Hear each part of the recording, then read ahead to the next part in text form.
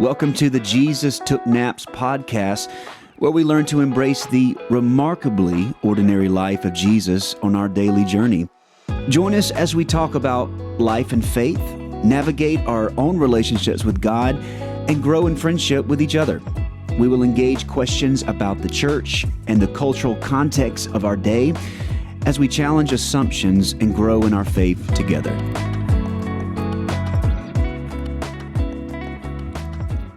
Thanks for joining us again. We're continuing our conversation together about our faith journey and a little bit about why we're doing this podcast. I'm Drew Anderson, and Victor Scott's Victor here with Scott. us. Yeah, That's me. that's Victor, the deeper, more handsome voice. And we're going to continue a little bit of our faith journey conversations, how we're going to start out so that, we continue to get to know you continue to get to know us. And so we'd love to hear part of your faith journey. As you hear things we're talking about, feel free to reach out, send a comment, send a message, and tell us a little more about your own faith journey. This part of our story, we're going to focus on how we really came into a relationship with Jesus. So Victor, you already shared a little bit about, as a child, your experience of God, your family, but where was the point where you started to piece everything together and really start to follow Jesus as a disciple, like come into a relationship with him? Ooh, okay. I had envisioned answering this in one way, but with the way you asked that question, I'm gonna have to kind of modify my answer now.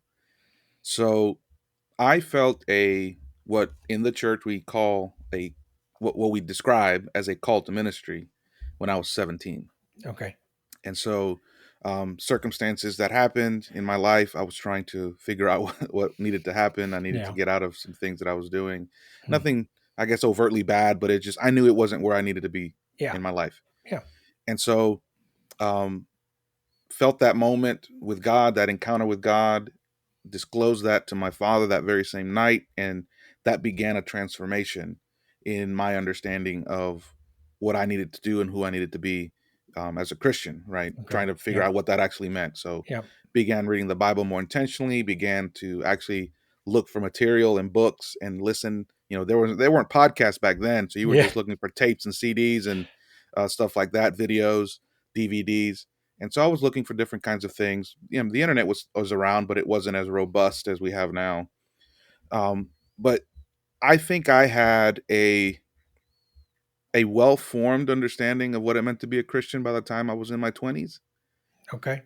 But the way you asked the question, so I wanted to kind of give that just kind of as a preface, but honestly, my understanding of what it meant to be a disciple did not really sink in. Take root and really begin to flourish until I was probably 31 years old. Okay. So in the last 12 years or so, I met an individual by the name of James who walked into the office of the church that I was serving and asked me the question that I say revolutionized my understanding of my Christian faith. He asked me, "Have you ever been discipled?" Now, keep in mind, pastor's kid, grew up in the church, felt a call to ministry at 17, had been serving in churches since I was 19 years old. I'm in my early 30s, and this was the first person who had ever asked me that question. Directly. And we began a journey together that lasted about a year and a half, where every week we would get together, having read the scripture, have prayed together, and talked about what it meant to follow Jesus intentionally. And that radically changed what I thought it meant to be a Christian. Interesting. It was not just knowing a lot of Bible stuff and facts. It wasn't the fact that I was a professional Christian, like I joke about all the time, of being a pastor, preaching, going on mission trips. It was the idea that I needed to actually do something with my life for God. And you would think that I would know that, but I really didn't. I can honestly say I had no sense of that until that encounter with this guy who's now my friend.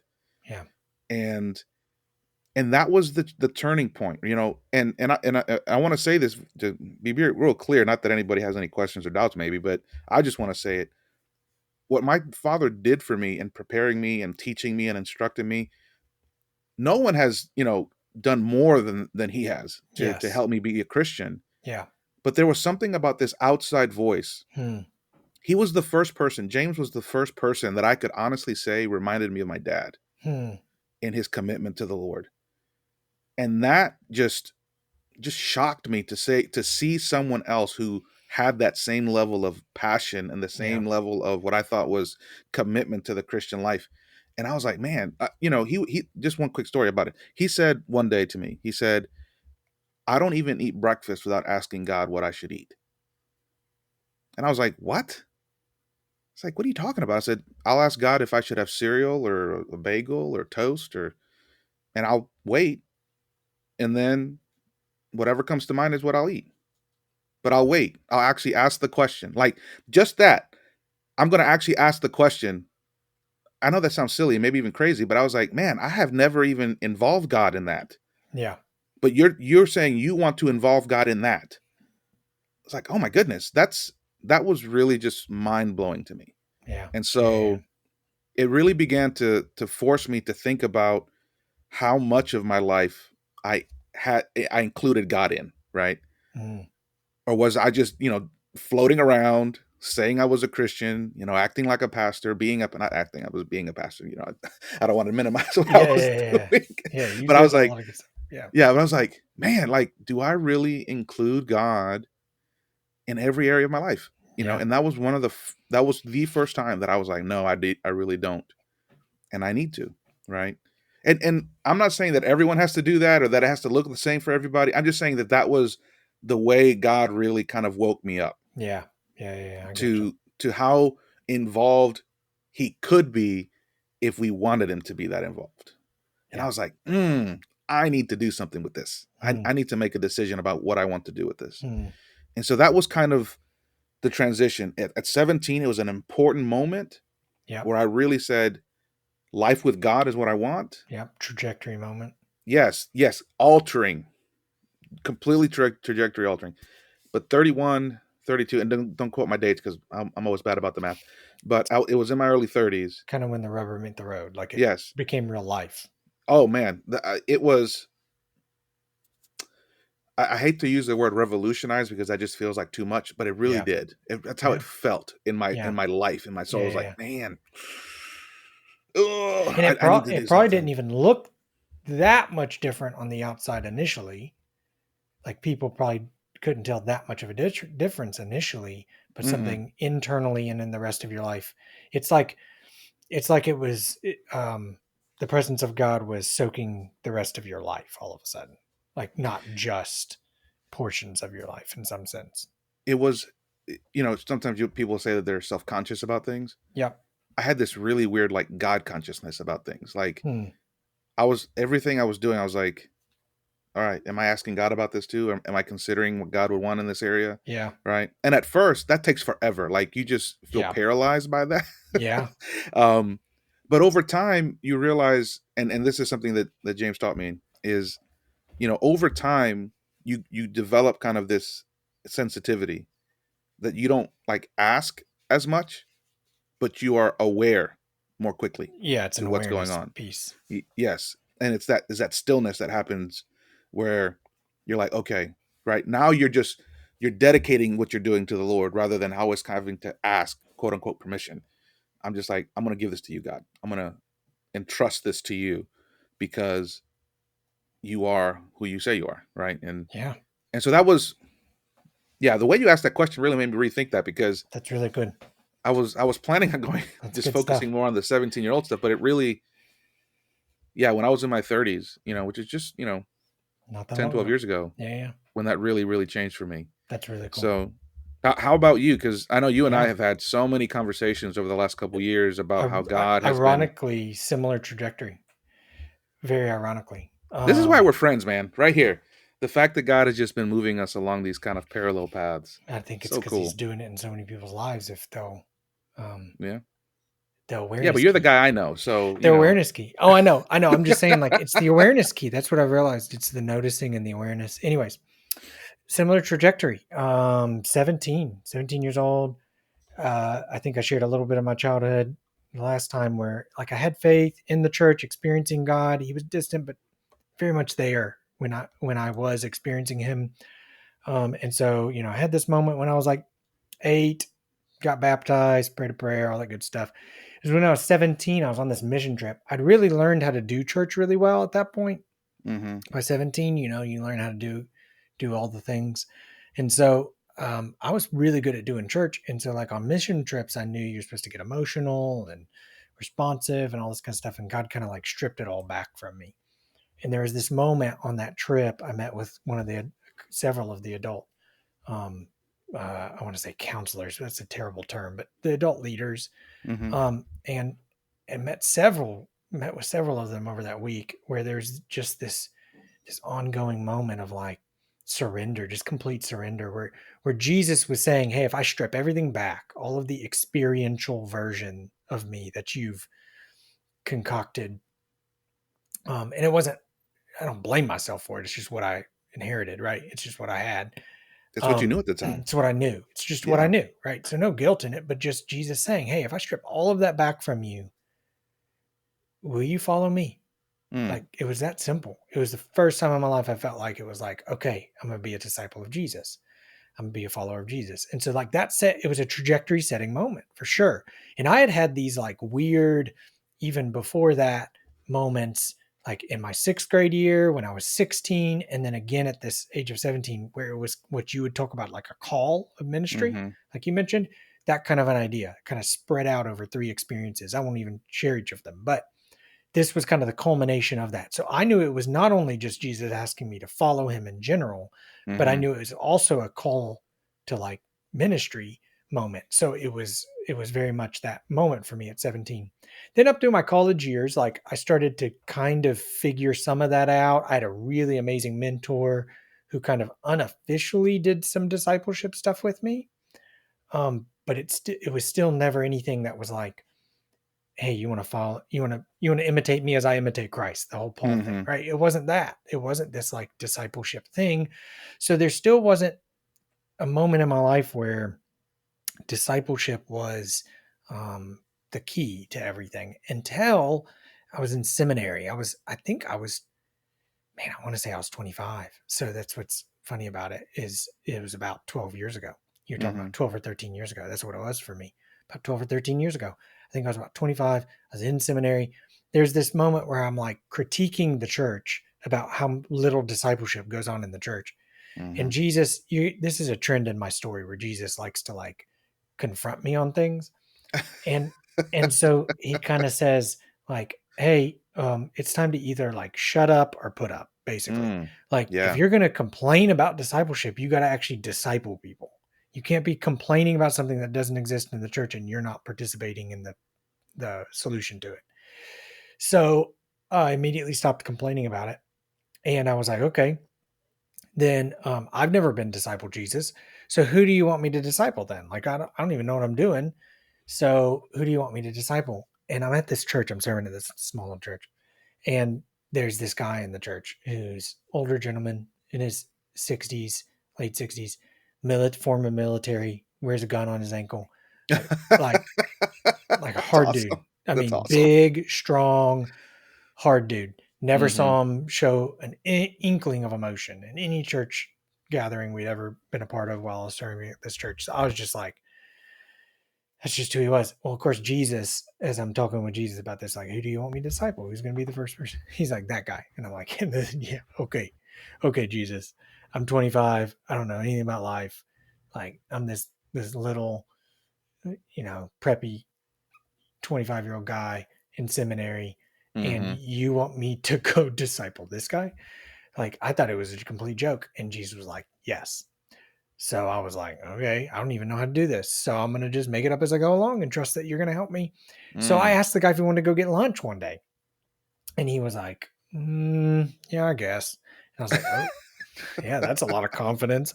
So we go get lunch, and I come to this lunch prepared to sell him on discipleship. Like, Oh my goodness. and, but you'd be surprised. I bring 2 journals because I just concocted a plan in my mind. I was like, I don't know. No one's ever discipled me. I don't even look. What does this look like? I don't know. So I was like, you know what we can do? I know there are 3 things that have always helped me in my relationship with Jesus: reading the scripture, praying, and journaling. So I'm going to go to him and say, hey, I got this crazy idea. Have you ever done this with anyone? I don't, if the answer is no, would you do this with me? I want to grow in my relationship with Jesus. And I was curious if you wanted to do this with me. And it was read a chapter a day, the same chapter every day for a whole week. So we'd pick a book of the Bible and go through it, but we would read like chapter 1, 7 days in a row, as many times as we could read it all week long. Then we would pray through it and journal about it, like write down in a journal whatever's coming to us. And then when we get back together the next week, we would walk through what we've journaled about. And the journal could be used for other stuff. You could write down stuff from sermon notes or doodle or whatever. Mm-hmm. But I was just like, this is my idea. What do you think? The guy was totally into it. He was like, wow, yeah, that's crazy. sounds great. And I was just like, what is happening with my life right now? But I'll tell you right now, for a year and a half, we met almost every single week. I'm sure we missed some weeks. I don't remember a week we missed. For almost a year and a half, it completely changed both of our lives. We heard from the scriptures in ways neither of us had ever heard, just in such real ways. We talked about real life stuff, right? We learned each other's stories. We shared life together. I mean, it was just incredible. Can I tell you something? I got to tell you something. Okay, what? because you've never told me this story. No. And I don't think I've ever told you my story. No. What we did was we read the same 3 to 4 chapters. We did 3 or 4 chapters every day for that whole week. Over and over and and then over talked again. about it. Yeah. It's amazing. We repeated the same pattern Yeah. that And the only reason you're describing. the only reason I decided to do it was I was in seminary. I was already reading so much that I was like, I can't another thing. mentally handle any more than a chapter a week, but I can't just tell someone to read a chapter sometime this week and come back and let's talk about it. I was like, that's not good enough to really internalize a chapter. I already knew this at this point in my life. Like to internalize the truth of a chapter, I've got to be immersed in it. Because that's how I learned to preach, right? I immerse myself in the scriptures that I'm going to be preaching on that week so that they just flow out of me. Like God just flows out of me because I've been transformed by them, right? That is so crazy. I was like, this is what we're going to do. And I mean, it transformed both of our lives to the point that like by the end of our journey, it was time for us to move back to South Georgia. God brought us back. He went on to disciple. He to this day has probably discipled, not probably, he's discipled more people than I have. He's discipled dozens of people, like dozens upon dozens of people in that area. Homeless. He started a homeless ministry, started it, just felt the calling of the Lord, went and got ordained through this random ministry because the church wouldn't ordain him. It's a long story. So he got ordained, started this homeless ministry, started discipling homeless people. I mean, like this guy's like doing stuff that I'm like, he's doing more than I do in ministry. And it's only because I listened to Jesus. Like I didn't do this. Jesus did this.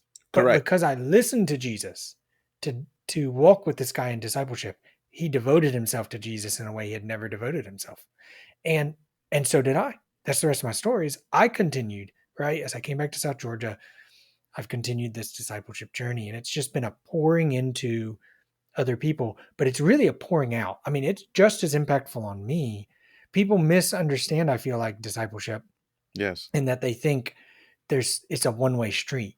Initially, there's a one-wayness to it, like really early on. There's a leader. Quickly into the relationship. There's a leader early on, but like pretty quickly into the relationship, there's an equality that forms. And then like pretty quickly after that, there's a reverse that happens. Like, and it happens if you'll let the Holy Spirit do it, it happens really naturally. It doesn't have to be awkward. Like you just start to watch it happen in front of your eyes where you're showing up to the time with this person that you initiated, but now you're watching as they're leading you. But here's the thing. Yeah. It's the problem that we have just when we think about discipleship in general is we completely miss something that Jesus said at the end of his time with the disciples. He said, I no longer call you servants. right? He was the master, the rabbi. I no longer call you servants, but what do I call you? Friends. Friends. That's right. Because I've told you everything that the Father told me to do. That's and right. So one of the things that I started to tell people that I would disciple is, if at the end of whatever length of time this journey goes, that's right. If at the end of that time that God has determined that we're going to walk together, you and I are not better friends, I will not have discipled you the way that God wants you to be discipled. That's right. Yeah. And that has been my mindset. Yep. From that. That's right. You and I, if we are in a discipleship relationship, yeah, I might initiate that relationship and you might accept it, but the whole point of it is for our lives to grow together, right? For you to mature. And if you mature, you stop being a child and you become an adult, and we become brothers. Right? And so that's what friendship is. Christian friendship or Christian discipleship should lead directly to Christian friendship. And I think that peace or that understanding is somehow just slipped through the cracks. And here's the thing, I didn't know it until it happened to me. That's right. I didn't understand it until it happened to me. So I think that's one of the challenges is we have to, like the way you started it and the way I started was, I don't know what I'm doing, right? So so the question is, have you ever been discipled, right? And me being a smart aleck, I asked James, I said, what do you mean by that? Yeah. And I was probably as sassy as that. Yeah. I was like, what do you mean by that? Because I know I've been in the church a long time and I've claimed to have done discipleship myself. But what do you mean? And when he said what he said, I said, I'm up for that. I don't even know why I said yes. Let's be honest. I don't even know why I said yes. God knows. Yeah. He piqued my interest with that. That's right. But that's the thing is, discipleship should lead to friendship. Yes. Yeah. It should lead to friendship. That's the whole goal of all of this. I agree. I completely agree with that. I just, it's beautiful. And it's amazing that we haven't even told neither of us ever, I don't think, told each other the full I didn't know that part of the story. Yeah. So I love it.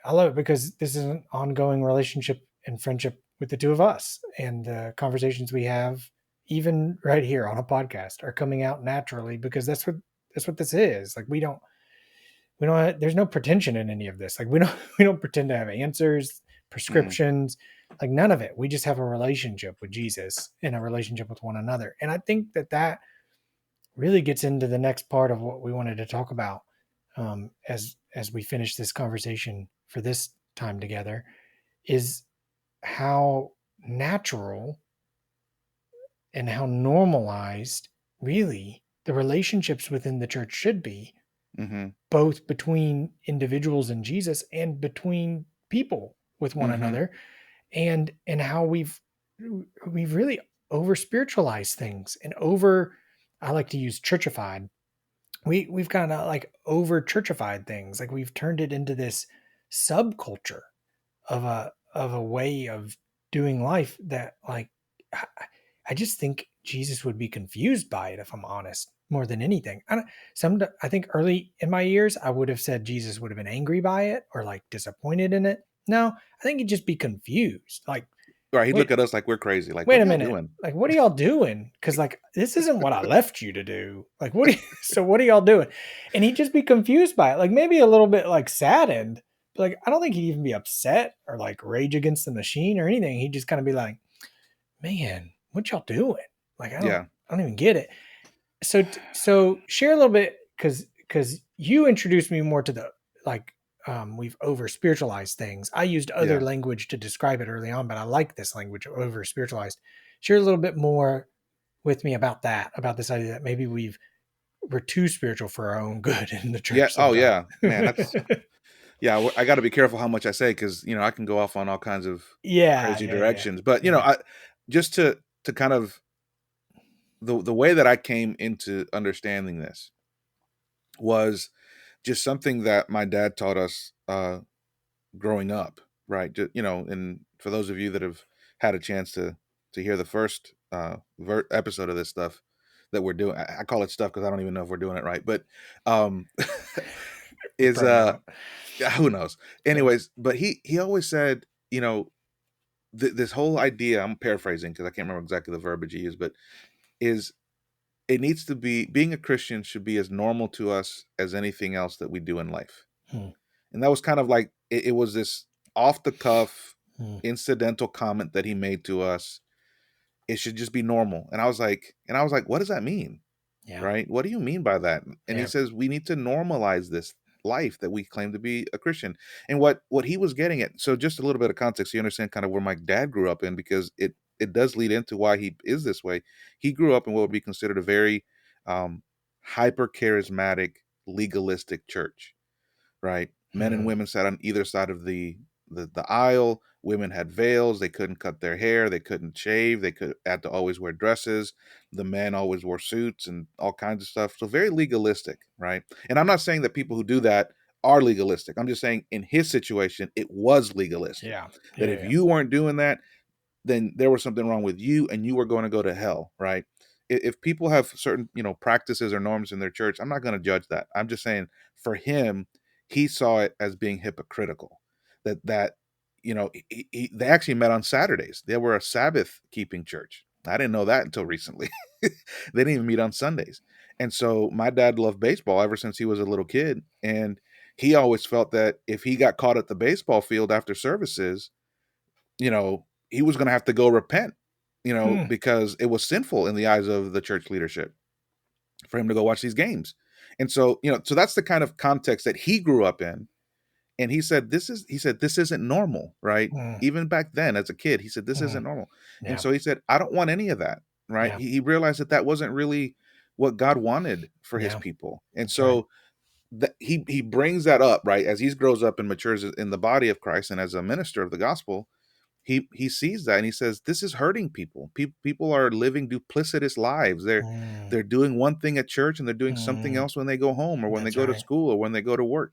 And he That's said, right. that's not normal, right? And so that experience growing up led him to this concept of normalizing the Christian life, right? That it should not be unusual that Christians go to church, that they talk about their faith, that they pray, that they read the Bible, that they talk to people about the things that God has been doing in their life.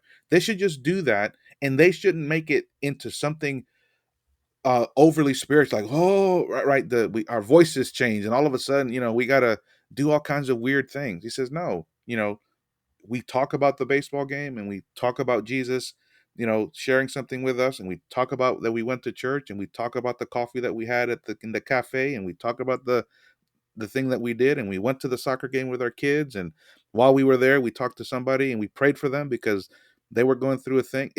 We just did it. We didn't think about it. We just, oh, you're going through a difficult time, may I pray with you? Yeah. No, fine, I'm going to pray with you when I go home, right? It's just natural, it's just normal, it's just what we should do. Yeah. And so the this awkwardness that we feel about being Christians shouldn't exist, right? Yeah. And Yeah. so if it does, it means that there's some misunderstanding going on in how That's we right. conceive That's right. of the faith, how we conceive of what God's expectations are of us. That's right. And so that's kind of the way he frames it, right? And Yeah. so Yeah. in our conversations, both me and you, Drew, and the ones that I've continued to have with my dad over the years, is how do we help people get to that point where they can do that? Yeah. And it's Yeah. reducing the pressure, right? The That's good. pressure of, if you don't do it, that somehow you're going to fall into God's bad graces, that Oh somehow yeah. he's going to pull something from you and discipline you and all.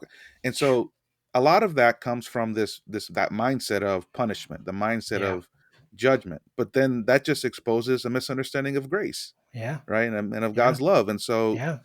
it's this constant balancing of bad theology with actually good theology, and saying, all right, Mm-hmm. what's the good theology and how does that help us correct Mm-hmm. these bad ideas that are permeating and causing people Mm-hmm. harm? Mm-hmm. And so we despiritualize, we normalize the Christian faith by looking at Jesus' life. Yeah. What did he do? Yeah. He walked with people, he talked with people, he healed people, he he did the miracles, and maybe that's not as prevalent as we would like maybe sometimes. But see, this is But what I'm going to go ahead and jump in here. yeah, go ahead. I'm just going to jump in and run with it, because this is what you just said there about the miracles. This is what annoys me right now about the church culture that we see, like, just going on around us, a lot of it. So I don't want to say every bit of it, that's generalized too much, but there's a lot of it Yeah. going on, is like, even with miracles, we've decided that miracles can't be normal. Like that's what we've just decided this. But for Correct. Jesus, miracles were normal, right? So like you read Mark. Oh, Mark is one of my favorite gospels. It's short, sweet, to the point, action oriented. And Mm-hmm. in Mark, he's like healing and casting out demons right and left. I All mean, over the like place. all over the place. And it's so normal to his ministry. Like it's just what he does. And to the point that people are running and flocking to him because they're like, I need you. I need you to heal. I need you to cast out demons. I need you. And it's just it's just normal. Like the disciples were so used to it. It didn't phase them because they just watched it happen. So like even the story where the woman comes up and touches his garment, right? And is Mm-hmm. healed. That story. Jesus isn't like upset by it. He's not surprised by it. There's no sense in people read things into the voice of Jesus in that story. He is just so normal in that story where the woman touches him and he just goes, "Well, who touched me?" Like Yeah. it And would have been a everybody's like, complete everybody. normal. Everybody's touching you, Jesus. And he's like, no, no, no, no. Someone touched me and power went out. Like I know Mm. something happened. I felt it. And so then she's like, it was me. It was me. I touched you. And of course, then he says, okay, your faith has healed you. Go. And it's just like we here's a better word. Here's not a better word. Here's a word to go alongside over spiritualized because I think it gets to the cultural value that we've imposed Mm-hmm. into the church that is causing us to over spiritualize, and it's over sensationalized. Yes. We've That's what I over was going to say. Our Yes. culture is a culture of over sensationalization. It's sensationalizing. Am I saying it right? Sensationalizing it. Sensationalizing. Woo! I'm way off. I'm trying to talk too fast. Whew, deep breath. Slow down, brother. Breathe, breathe. Anyways, so over sensationalizing our Yeah. culture, that is our culture. And so then what we've done is we've just made the Christian version of it, where we over sensationalize Jesus as if he needs help being more God or being more Jesus-y. Like as if he needs help being this amazing story. He See the doesn't way, need help.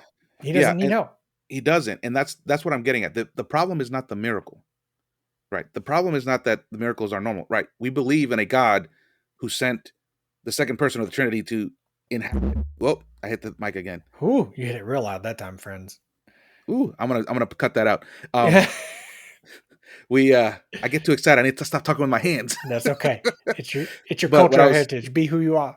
I know, but what I was gonna say was that Jesus comes into the world and we believe in resurrection, we believe in incarnation, we believe in all of these amazing things. The problem is not the believing in miracles. The problem is thinking that the things that God is doing are going to look flashy all the time. Yes. Right? The example you use is a great example because Jesus didn't actually do anything. That's right. He's walking He around. didn't do a He doesn't, single he's, thing. people are pressing in on him. And That's some right. woman sneaks up behind him That's and right. doesn't even touch him, That's touches, right. the Bible says that the hem of his garment, Which is touches the basically the trim. train of his robe. That's the Correct. idea. It's the Something same that he idea. could not have felt Yeah. on his own. And all of a sudden, he's like, whoa, right? So in a way, that was the first miracle somebody stole from Jesus, Ah. right? Just stole the miracle. And Jesus says, I felt virtue come out. I felt power come out. And everybody's like, what are you talking about? There's so many people touching you. This is the problem. It's not that the miracle happened. That's the issue, right? It's that we think that it has to be some show, a Yeah. spectacle. That's That's the right. problem. That's right. That every morning is a miracle for us. Every Yeah. day is a miracle. Yeah. Every time I get to look at my kids, it's a miracle. Every time I get to know that there's a woman who loves me and has put up with me for close to 20 years, I'm amazed at the miracle of that. Yeah. But that is not a spectacle. No, that's right. It is not a spectacle. It is That's right. miraculous. It is beautiful, That's but right. it is not a spectacle. And I think Yeah. that's the thing. It's over sensationalized, yes. Yeah. It's Yeah. over spiritualized, yes. But it's a spectacle. It's Yeah. a show. It's a drama. And all of a sudden we think that if it doesn't look like that, then Yeah. it's not a miracle. That's right. Let me tell you something. When a father and a son are reconciled to each other after not having spoken for 20 years, that's a miracle. Yeah. Who saw that? The two people Yeah. involved, See, and right? we can do this. We can do this across the board with the church. I've had more powerful prophetic moments in my life in non hyped up, emotionalized large gatherings than I have in those settings. I mean, like it's been rare in my life someone's come up to me and been like, "I have this prophetic word for you." it's been pretty common in my life that it has certainly been a word from the Lord, a prophetic word from the Lord, and someone's just sharing it with me in normal conversation, because that's Mm-hmm. what should happen within the people of God, right? When Paul describes the Yes. gathering of God's people, he Yes. describes it in such normal terms. Like, okay, if one person has a word from the Lord, stand up and share it. And when someone else has one, you should probably sit down so they can stand up and share. Like, it's so normal how he describes the gathering of God's people. It's not funny. And yet we our culture thrives. I don't want to say we, but our culture thrives on Well, we live in it. It's sensationalism. okay to say we. Yeah, we We live swim in in the this waters, culture. right? We Yeah, we swim live in in the these culture. waters, and it's very easy for us to confuse a cultural value of sensationalism and then what God is actually doing in these very normal ways that is extremely miraculous and powerful and of course hyper spiritual. Everything is spiritual in that sense. God is at work in every single aspect of our lives, but it's not sensationalized. It's not publicized. Like, It's not a spectacle. it's I not a keep saying that, spectacle. That's right. right? No, it's right. Because here's the thing: if you believe in God, that God exists, right? If you believe that God exists, everything He does is a miracle That's right. from our perspective. That's right. But from His perspective, it's just who He is. That's right. Okay, so if we're going to live in His kingdom, if we're going to live in His world, then the miracle is normal to Him, so it must become normal to us. To us. And that's the Mhm. challenge, is that we keep trying to put God in our box, our frames of reference, and saying, no, no, when something like that happens to me, it needs to be a spectacle, it needs to be overly sensationalized. Yeah. But God's saying, no, this is who I am. I Yeah. am this Yeah. miraculous giver of gifts. Yeah. Yeah. So why are you acting like this is unusual? See, that's the thing. Yeah. When we are surprised by the miracle, what we're saying is that we didn't really believe that He could do it. Agreed. That's the 1000%. underlying. We may not say it that way, but that's No, an underlying kind of that's assumption an there. Is that, implication oh of it. wow, I didn't Yeah. realize that God could. So we have to make a show. We have to make a spec. And I've been in these Sure. meetings, man. It drives me nuts. It's one of Well, the reasons you just this is said. my life though. But this is my life though, right? I grew up where God was an experience, right? Mm, Which means if God is an experience, if that's what he is, he's not a relationship, right? right. If he's an experience, then you're always after the next big experience of God. I mean, that's what it Hmm. is. You're chasing the next big experience. That's what you're doing because that's where he is. That's where he's found. And so then if you can't feel him anymore, it's basically an addiction. It's the same thing addicts go through, right? Where now I can't feel at the same level as I did before. So I So I need a got to high. ratchet I need up, another high. and it I got has to to be ratchet it up. more. It It's has got to to be be more than more. before. It's got to be more intense. It's got to be more God. And it's like he can't be any more God. Like, what are you doing right now? But you're so caught up in it, raised up in it. You're so surrounded by it that you don't even realize it until there's this moment of kind of coming down from it, kind of this grounding moment, this kind of returning to earth moment where you're like, oh, wait a minute. God literally is in the earth. Like, God is literally in the dirt. Like, that's what he did. He breathed into dirt and created humanity, which means his breath, his spirit, he came into the dirt to create humanity. I mean, there's such a realness to what he did that is miraculous for sure, Hmm. but it's so real. It's so normal. It's so everyday. It is just humanity. And I think what has happened, and we'll kind of close out our conversation here. This is relating directly to why we're doing this podcast, why we named it Jesus Took Naps. I think what has happened is we've swung a certain direction because of the history of maybe revivalism in our country, maybe because of the history of other influences within the church world. We've kind of swung this direction where like we've got to create this show for everyone to come see it, right? There's a quote that's attributed to someone in my tradition, John Wesley, a quote attributed to him that we're actually not sure he said, but it's the idea of like, I just want to, so basically, I want to be set on fire and burn so that everyone can come watch. Hmm. It's not a quote that we actually know that he said. It's attributed to him. It's actually a dangerous ideology at the end of the day.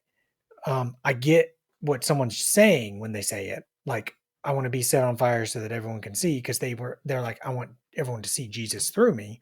Right. I get it. But the spectacle part of that is not good. It's not actually what Jesus is discipling people to. It's not actually what he's trying to do. Jesus in no moment does Jesus ever try to make himself the center of attention, and he is the one who should have been the center of attention at all times. And here's the Right? thing, we know that to be true because at no moment did any of his disciples do that when they went through the book of Acts. So that means that the pattern was a pattern of intimate That's right. relationship, That's smaller right. groups, getting that start. That's how things got started. Jesus never intends center of attention Big moments personality ministry. That's ever. and Now that those may things sound overly happen critical. to him. No, Trying to be careful of that. I'm not afraid of it sounding overly critical because I know I don't want to slam anybody. Is what I'm saying is no, I'm not slamming things anyone. happen. I'm Yeah. dealing with it in my own life. If anything else, I'm looking at myself when I say these things. Like Jesus didn't seek these things out. End of story. There were public moments that happened in his Mhm. ministry, but he didn't seek those moments out. They happened. People showed up. People flocked. People worshiped. He didn't seek those moments out. He didn't have to create those moments or manufacture them. They happened, but they happened in a natural way. They happened by And virtue of who he was. that's right. As he served, as he ministered, people were like, Jesus is coming to town. Everybody go find him. Everybody go find him. So we're not saying that there won't be public moments where God moves. That's not what we're saying. Yes, Right. revival happens. These things happen. What we're saying is the manufacturing of these moments Mhm. somewhere along the way has snuck into the church. We've over sensationalized, we've over spiritualized, and we've got to ground ourselves once again. We got to balance ourselves once again with the reality of just this relationship with God. It's a normal relationship. It's a normal relationship for me to have this time with God away from the world. It's a normal relationship for me to have brothers and sisters in Christ, mothers and fathers in Christ, people that I'm walking with and discipling. Yeah. It's a normal thing for my family to spend time in prayer. Like that, it's a normal thing for me to meet God at work, for me to meet with God on the road, for me to meet with God in the shopping center. Like these are normal things. And we've tried to turn relationship with God into some sort of spectacle. And it's hurt us at the end of the day. Us individually and us as the church. Yes. And so we desire, I know you and I both desire the things that God has been doing in us over the last however many years, maybe our whole lives, and we didn't know it. Mm-hmm.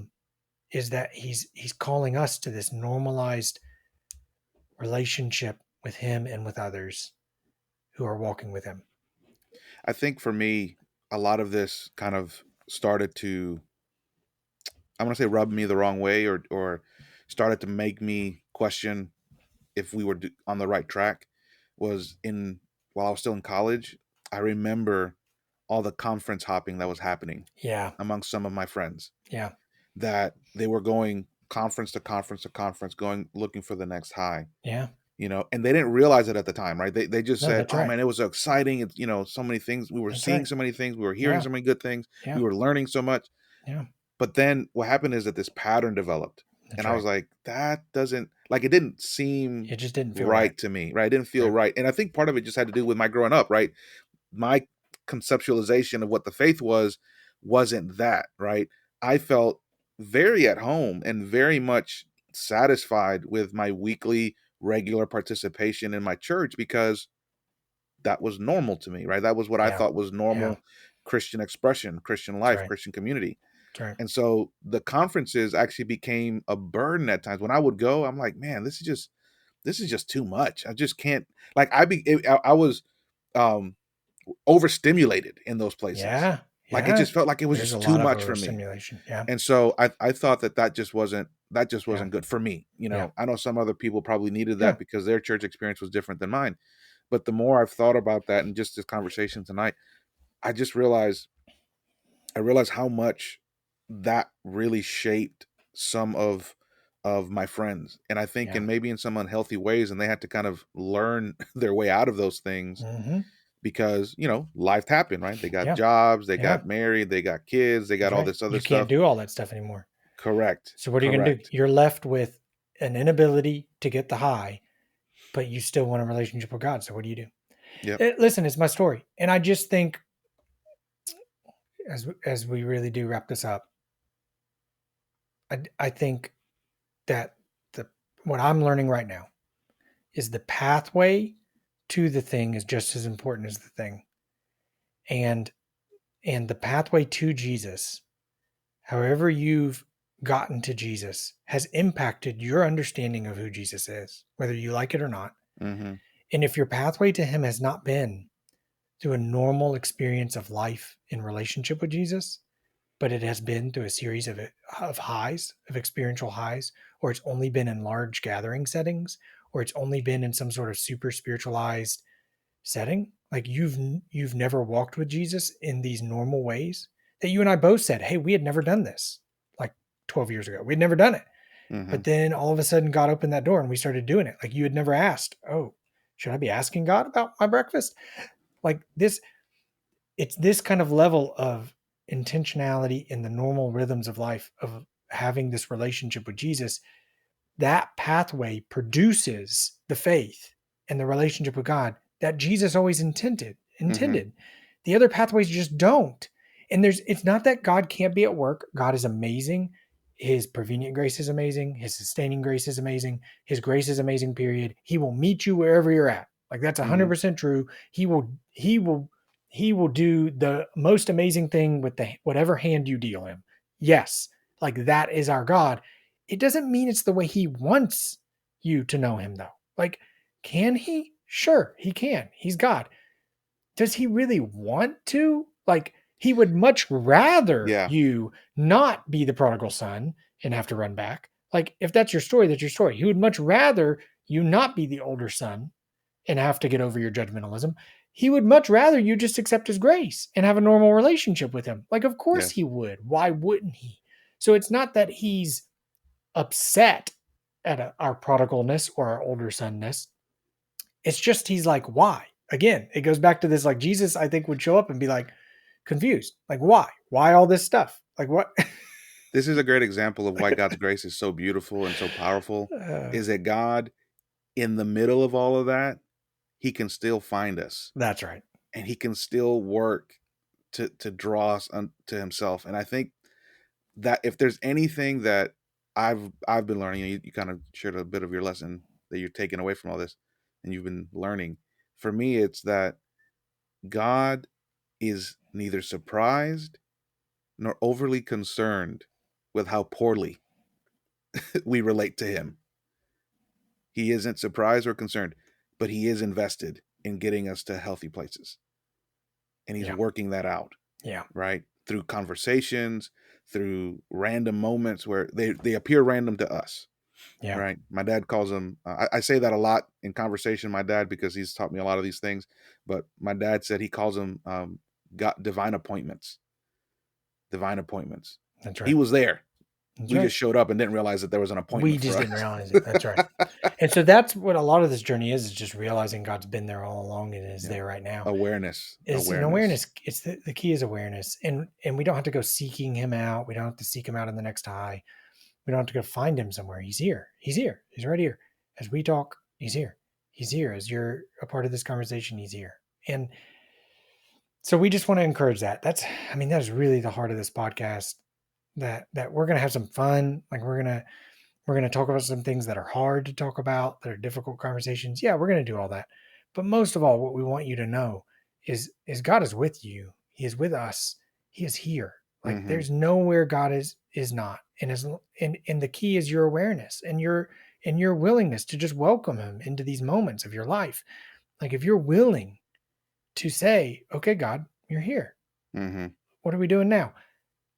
Amazing things are going to happen. Yes. But they're normal things. They're normal things in a relationship with God. And so we just want to encourage that. That's the whole point, like normalizing this, allowing us to remember Jesus was normal. He was this human. He took naps. He ate meals. He walked with people. Like yes, miracles happened. It was a normal part of his life. It was no less miraculous to him that miracles were happening than him walking or eating with people. Right. Like it was just normal. And so the more we're able to embrace that about who Jesus is and about who he desires us to be, it's gonna revolutionize our lives, as you shared about the beginning of the discipleship journey you had in your life, and it was the same thing in mine. So we want to encourage that. If you feel like you have a story that is similar to ours and you want to connect with us on it, we'd love to connect with you about it, because we'll be able to affirm you in it and be like, yeah, that's how it happened for us. Maybe you've never experienced this and you're longing for it. Reach out. I mean, we'd love to encourage this in anyone's life who's listening. We want you to know God in the ways we've begun to know God. Mm-hmm. And it's going to be amazing, and it's going to be so normal when it's all said and done. And you're going to be surprised. Yeah, it's surprisingly how normal it is. Normal. It is unremarkably ordinary. We love it. We love it. And I love having these conversations with you, man. I learn new things all the time. I'm telling you, I didn't, the real quick, I don't know, we're trying to wrap this sucker up, but the fact that you were doing what we were doing and we didn't even know each other. No. And about the same timeline is just mind blowing, isn't it? Yeah, it's blowing my mind. We were in two different states. Anyways. Blowing my mind. Guys, we thank you all for listening, for being a part of this conversation. We hope that you'll take us up on our offer. We want to interact. We want to talk. We want to get to know you. We want this to be a community thing, because that's the only way this thing can be. Faith is community. It is family. And so we want to join you on this journey that we're walking with Jesus on. Amen. So yeah, thank you for joining in, and we look forward to future conversations with you. Talk to y'all later. See you. You've been listening to Jesus Took Naps, a remarkably ordinary podcast. Make sure to like our Jesus Took Naps Facebook page and follow us on Instagram and Twitter at JesusTookNaps.live. Also, go to our website, JesusTookNaps.live, to sign up for our email newsletter for updates about the podcast. Thank you for joining us. Until next time.